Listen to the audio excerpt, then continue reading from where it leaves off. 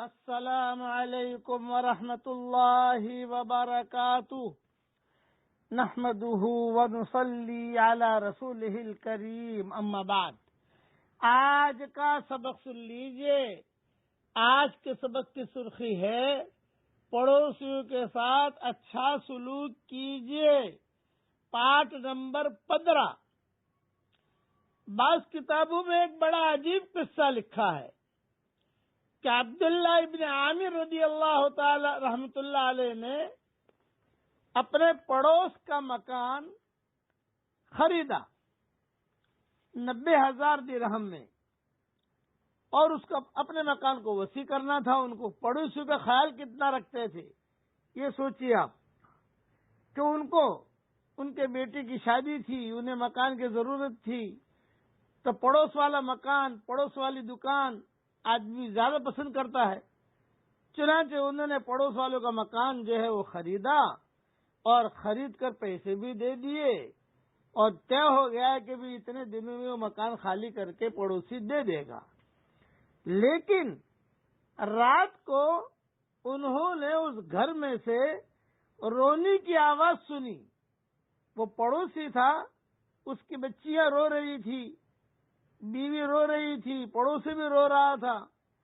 تحقیق کی تو معلوم ہوا کہ گھر والے اپنے سامان کی فروختگی کی وجہ سے اور اپنا مکان بیچنے کی وجہ سے رو رہے ہیں کہ مجبوری میں ہم نے مکان بیچا ہے، ہمیں بیچنا نہیں تھا لیکن مجبوری میں ہم نے اس مکان کو بیچا ہے، اس لیے رو رہے ہیں۔ عبداللہ ابن عامر کو بہت احساس ہوا اور اپنے خادم کو بھیجا کہ گھر والوں کو بلا لاؤ۔ چنانچہ سارے کے سارے گھر والے، پڑوس والے، بچیاں، چھوٹے بچے، یہ سب آئے۔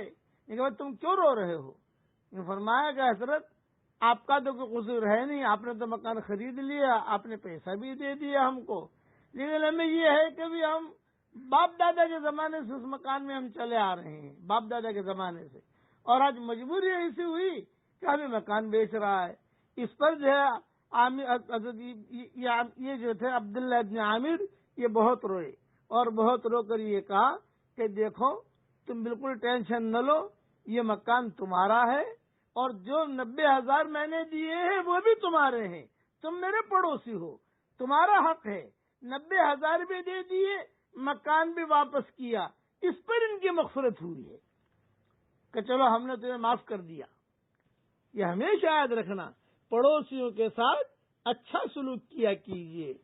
اب پڑھ لیجیے، مخلوق کی نظر میں عزت اگر لانی ہے، یہ دعا مانگتے رہنا۔ نمبر 1، اللہم اجعلنی صبورا۔ نمبر 2، واجعلنی شکورا۔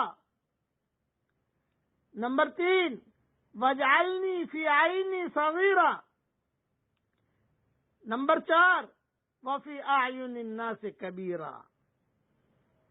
ترجمہ بھی پڑھ لیجیے میرے ساتھ۔ خدایا، نمبر 1، تو مجھے انتہائی صابر بنا دے۔ نمبر 2، اور بہت زیادہ شکر گزار بنا دے۔ نمبر 3، اور مجھے میری اپنی نگاہوں میں حقیر کر دے، میں اپنے آپ کو کچھ نہ سمجھوں۔ اور نمبر 4، اور لوگوں کی نگاہوں میں بڑا بنا دے۔ یہ دعا بھی مانگتے رہیے۔ ایک مرتبہ اور پڑھ لو، اللہم اجعلنی صبورا واجعلنی شکورا واجعلنی فی عینی صغیرا وفی اعین الناس کبیرا۔ اللہ تعالیٰ یہ دعا ہم سب کے لیے قبول فرمائے، اور اللہ تعالیٰ پڑوسیوں کے ساتھ اچھا سلوک کرنے کی ہم سب کو توفیق عطا فرمائے۔ عبداللہ ابن عامر کا جو قصہ بیان کیا ہے، یہ مکارم الاخلاق صفحہ نمبر 231 پر موجود ہے، وہاں دیکھ لیا جائے۔ اللہ تعالی ہم سب سے راضی ہو جائے، آمین۔